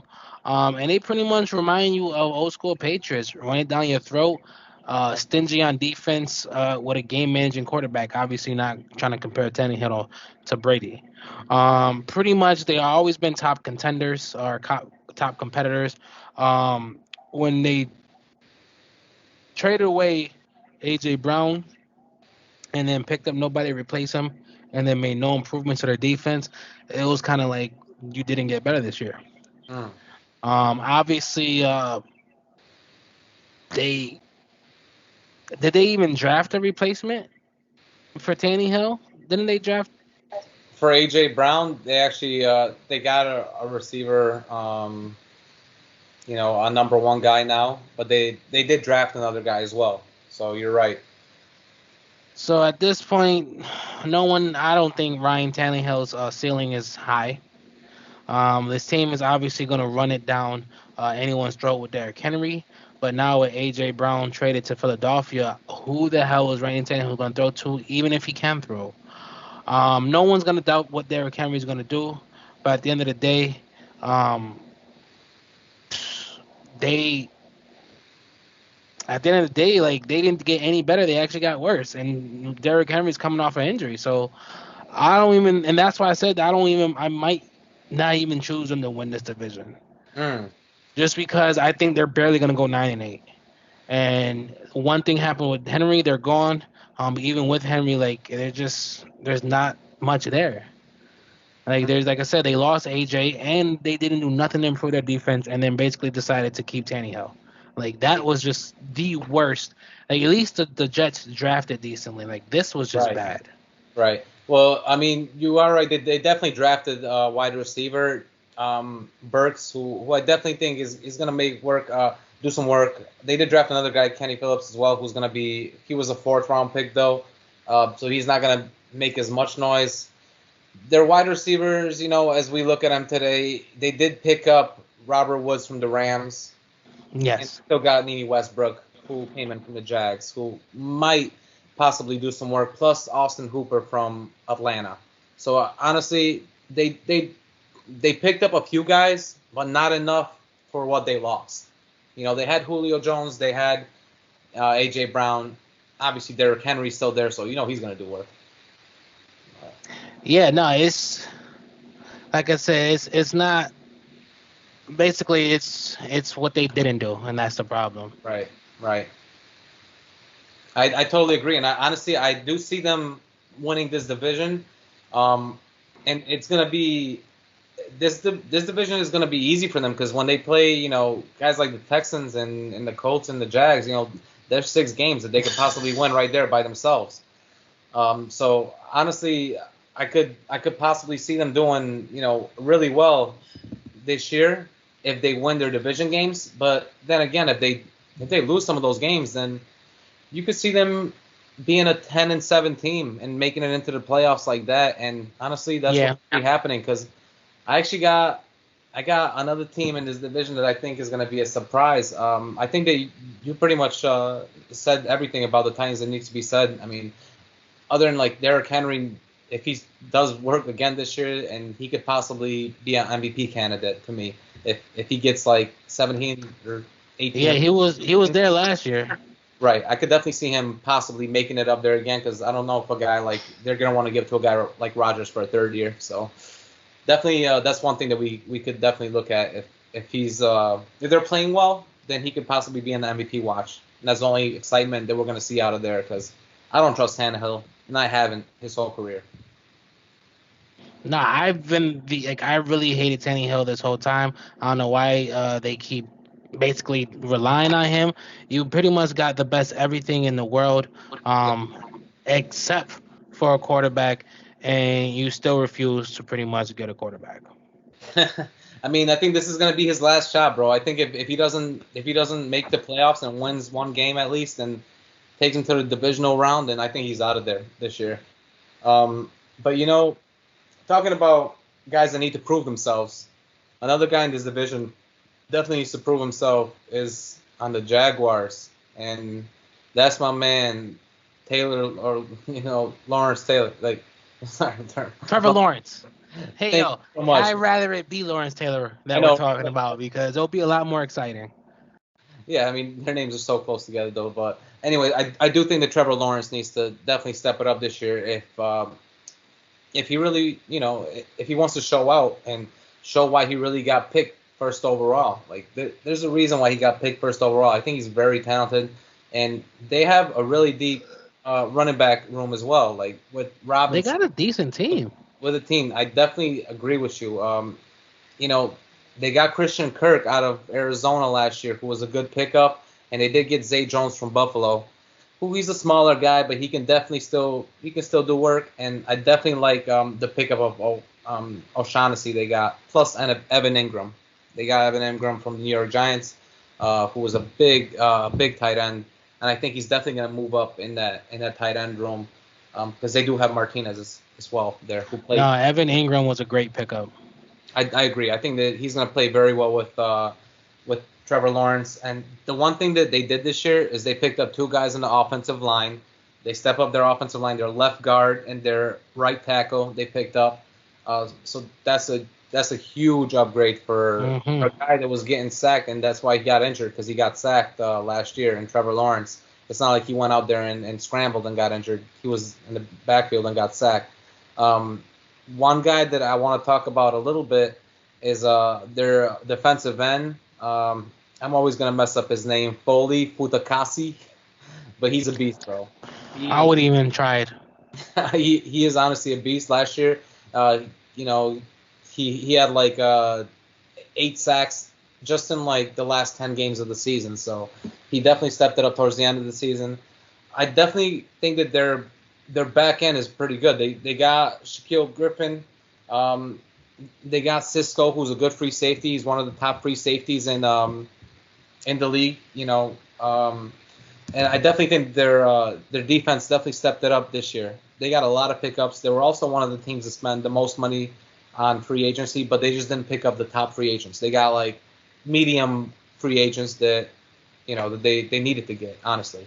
So I definitely think that they're going to make the step up out of all teams in this whole NFL. And I actually have them winning a lot of games this year, bro. I actually think they're going to go 10-7 this year. They're going to be the surprise of the NFL this year. I think Trevor Lawrence is going to actually do work.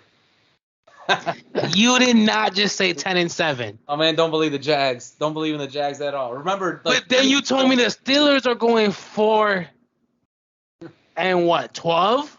Well, the reason I said that is because of their division, though. Their division, they still got to play six games in their division. You're right. They might win some of these against. You're right. I mean, I got them going 6-11. Wow. Okay. Like it's not a bad 6-11 either. Yeah. Not at It's just they made a lot of good choices. Drafting, great draft. Trayvon Walker, Devin Lloyd, for the defense. Um, they think a lot of people think Trayvon Walker is the next Aaron Donald. A Yeah. lot of people think he is. Even with that, you mentioned pretty much other moves they made on both defense. Evan Ingram on offense. Obviously, adding Christian Kirk was good. Paying 18 mil for a guy who's never had 1,000 yards receiving, wild, Wild for wild, sure. Wild for sure. wild. And that just kind of bring you back to why I got them going 6-11. Because what the fuck is Urban Meyer doing? That Mm. man just be making some ridiculous choices. Um, no one expected much from last year. I do expect Trevor Lawrence to get a little better. He clearly had no help last year. He basically had the most forgettable rookie season for a number one pick that we've ever seen. Right. I That agree. we've ever seen. I agree. But he got Um, injured though, so you can't blame it all on him. Got no, in. 100%. But they pretty much spent a ridiculously high amount of money to get a shit ton of starters. Mm-hmm. A lot of them are overpaid.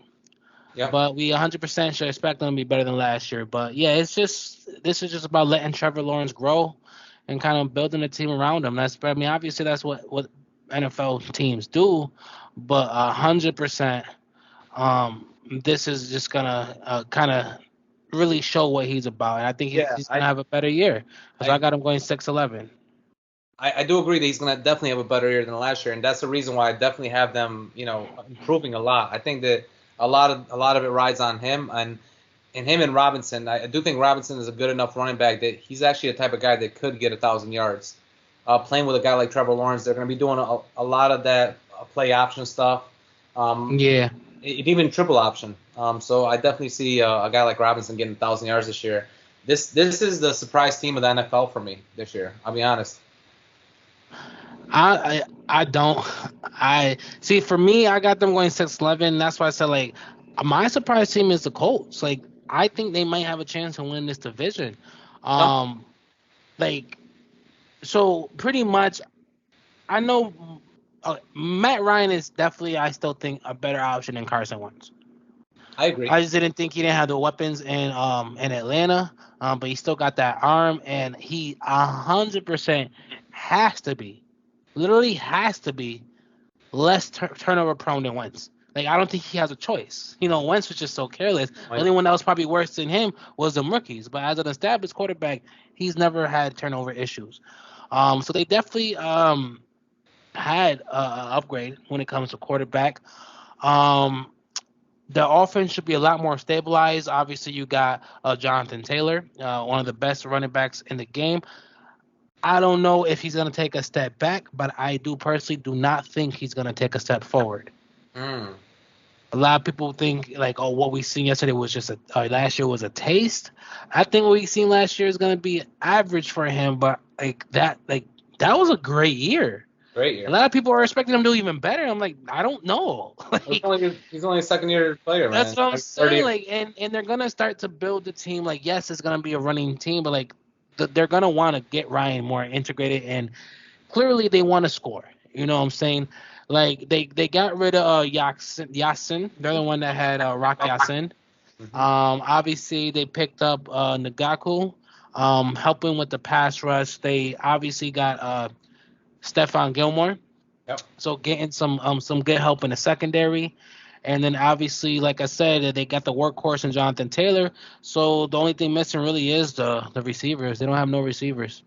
But I think with Jonathan Taylor and established, could think about it, we really didn't know that many great receivers besides Julio all them years in Atlanta, and Matt Ryan was making it work. So I think that he's gonna have a decent year. I got them going 10-7. Hmm. 9-8, maybe 10-7. I'll be honest, I'm a little disappointed. Like the Titans really getting rid of AJ Brown just Yeah. worries me, bro. Like, who you have nobody. Yeah. And like I said, they don't have nobody to coach, but they have a little bit of a better defense, better secondary, And at the end of the day, in the same division, they got a good running back too. So I think I remember just looking at this. I did have them going the same, but I looked at the schedules again, and I forgot what it was. But I was like, I think I see the Colts pulling away one more game. Mm. I see them going splitting the series with each other, both beating other two teams, and then basically both sharing the same record for the rest of the season, except for one game. Yeah, you made some I'd great. even be tied, and it has to be like a tiebreaker. But I couldn't pick between Titans and Colts. But I'll be honest, that losing AJ Brown and doing nothing to improve your defense worry me. At least the Colts made moves and improvements, so I got them going 10-7 for the division. Colts definitely made improvements. I agree with you, and I actually do think that their wide receivers are going to be playing better this year than they did with Carson It's Wentz. Matt Ryan. Matt Ryan, he knows how to place the ball perfectly in your hands. That's the one thing he does know, and he loves to throw the ball deep. One thing Got a that cannon still. Yeah, one thing that Carson Wentz was never good at though is throwing the ball deep. So they're definitely gonna have better offense with him. They do got Mo Alley Cox as a new tight end. He's a good tight end. And Paris Campbell, he's gonna be a breakout star for them this year because I do think Matt Ryan's gonna need a go-to guy, and it's not gonna be Kiki QT. It's gonna be Paris Campbell. I think that he's gonna be the guy this year that's gonna step it up for the Colts. I do agree with you that their offense is gonna step it up with Matt Ryan. I worry about their defense a little bit. Stephon Gilmore is getting a little bit old. They overpaid for him a little bit, in my opinion. I think Rock Yassin was definitely a better choice, and they should have kept him and paid him, but maybe there was something internally there we don't know about. But anyways, I do think that if Matt Ryan could stay healthy the whole year, then they have a decent shot to actually compete in this division. But in my estimation, he's not gonna. He hasn't in the last 3 years. I think he's gonna get injured again for at least a few games. They do have a decent backup. I'm honestly forgetting who their backup is. I just watched their preseason game, and they do have a decent backup at quarterback. Really forgetting it right now. Nick Foles. There it is. Nick Foles. Yes. Yeah. They got a decent backup. They can win some games for you. So I do see them competing in this division either way if Matt Ryan isn't healthy. But I don't see them winning 10 games. For me, they're probably going to be like a 8-10 team. Or sorry, 8-9 team. Excuse me, 8-9 team.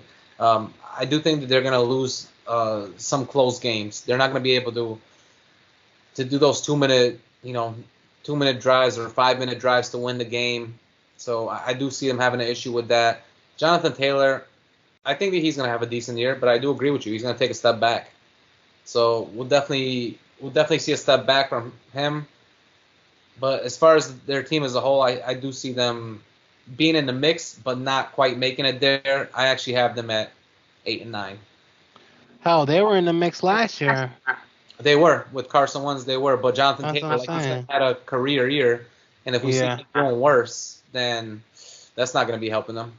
Yeah. I just think we're not going to see worse because we want to see worse. We're going to see worse because they have no choice. They know they can't get him injured, so they're going to make sure they don't run him as heavy. Yeah, I mean, and that's why I said I don't think they're going to. It's not like we're going to see him take a step back, but he's not going to have the same year. Less carries for sure. I mean, he had like almost 300 carries last year, like 80 something or. Definitely going to be interesting what happens with them. But talking about the fourth team in this division, last team in the AFC. Last team in the AFC, and the team that really nobody. I'm about to say, and it's actually probably the worst team. I would in the AFC. I would have to say that we did not plan that. No, we didn't. But you know what? We have to talk about them because you know what? I'm just going to say it right here for you guys first. I got the Texans making it to the Super Bowl. Psych. Stop it. Yeah, 2 years ago. Let me stop. No, without Deshaun Watson, obviously now they lost pretty much everybody on their squad. They're doing a full-on rebuild, and they're going to be starting David Mills as their quarterback. It's the David Mills show out there. A lot of people don't know. That is a bright spot for him. He played good last year. He played decent. Definitely played decent last year. One thing about them is they did pick up Brandon Cooks. They got him, and they got C.J. Moore as a wide receiver. So they got a few wide receivers that can actually play. But David Mills is not a type of guy that's going to play good with them because Brandon Cooks likes getting the ball over the top, and same with C.J. Moore. They're more of like streak players. Them having Rex Burhead and Ron Freeman as their running backs isn't bad, but these guys are not known for getting many yards. They're known for getting the ball passed out the backfield, but they're not known for running the ball that much. So I definitely think that the one thing the Texans are going to have a tough time is their offense. And I do believe that everyone thinks that. One thing that is a bright spot for them is they got Michael Collins on their defensive end, and they also got Kirksey as their middle linebacker, who's a really good middle linebacker, Christian Kirksey. But I do think that that's bright spots. Other than that, man, what can you really say about the Texans other than they're going to be trash this year? I see them competing for that number one pick along with the Jets. I'll be honest. Like, it's going to be them and the Jets as the worst teams in the AFC, and I got the Texans going 2-15. I got them going. I'll give them 3-14. They get 3 games. Some bright spots. Davis Mills did play good. It's hard on their defense, but Derek Stingley, pretty much is an injury-prone rookie, but he is someone that could try to make impact right away. And obviously adding Kenyon Green to the offensive line was a good pickup, but pretty much besides bringing in a couple other veterans that no one really know about, like Mario Addison and Jerry Hughes, no one cares about the Texans, like you said. No running game, no receivers, like really no defense, and technically no quarterback. Obviously we all love looking at young quarterbacks and thinking of what they can be. But at the end of the day, the Texans have absolutely nothing but a good coach. And they didn't even have a first-round pick last year, if you remember, because they traded Lyle Collins and they had the trade, so they didn't even have a first-round pick last year. So it was tough for them. Yeah, no. So you can't say much about them. I mean, you really can't. Other than, I do see Brandon Cooks having a decent year for fantasy. He'll get you a few points, but other than that, man, you can't trust them at all for anything this year. You can't trust them to win you a game. Like, you can't go in. I promise you, they will not be the favorite in any game this year in Vegas. No, 100%. And yeah, I definitely think that they're going to be fighting for that road to number one, and not the number one seed. Is the road to the number one pick. So they're definitely going to be having a tough time out there, and who knows, maybe we'll be seeing a new quarterback out there next year. Yeah, no, definitely. But yeah, that's what we got for y'all today. That's every single team in the AFC. It was a long one. It was definitely a needed one for you guys to hear. Yes, definitely a long one, but let's just recap. Both got the Chiefs winning the West. Yep. I got the Bengals. You got the Ravens winning the North. Exactly. Clearly got the Bills winning the East. Of course. And I got the Colts, and you got the Titans winning. I got the Titans, but with the Jaguars fighting in there. I got the Colts with the Titans fighting in there. So yeah, either way, hell of exciting season store from us. AFC has been stepping up their game. I don't want to hear all that BS about how it's not competitive. Oh yeah. You know what I'm saying? We got 2 straight divisions that are damn near competing for like 6 to 8 spots themselves, on top of the Bills guaranteed top 3. Last few years, NFC might have been definitely the top division in football, but now you can see that the AFC has been stacking it up. They got clearly, even on one of the divisions, 4 teams could easily make the playoffs, which is unheard of. It's unheard of. Right. But we'll definitely see what happens, and we're definitely thankful for you guys joining us again on this episode. And if you guys are watching the video, please make sure you give us the like and hit that subscribe button if you're on YouTube. Check us out wherever you get your podcast. If you guys like to listen to the podcast, want to hear us, we're on Apple, we're on Spotify, Google, everywhere. Podcorn. We got a few other places that we're at, Roku TV as well as SiriusXM. Plus, if you guys want to check out our Patreon, check us out there. We got a few cool things coming out there. We got some new merch coming out there. If you want to sign up, you get merch on a 3-month, 6-month, and a 9-month subscription basis. Plus, if you want to ask us questions, that's definitely the place to go. You can either give us some general support and just ask us questions, and we're all over social media too. Oh yeah, you already know we love the interaction from fans. We try to do a lot more to just get you involved into the fold, because you guys are obviously what we do this for. And like I said, NFL is back, baby, and we got a lot planned. We are 100% every Tuesday, 8 o'clock Eastern time. We're just dropping our NFL episode. We're doing live. So whether it's Facebook, Instagram, Twitch. Yep, we out there. Or Twitch, you will catch us every Tuesday, 8 p.m. Eastern time live to give you all the good details about the NFL. Also, don't forget YouTube. Check us out on YouTube. Yes, and on YouTube as well. And we'll be on live as well on YouTube. And again, thank you guys so much for staying along with us on this episode. And we'll give you the next one is the NFC preview. So make sure you guys check out that one. We're probably going to give you that one in a few days. So if you guys are following along with us, please check us out. And thank you guys again for checking out this episode of Who You Got with Mello and Rado. See you guys next time. Peace.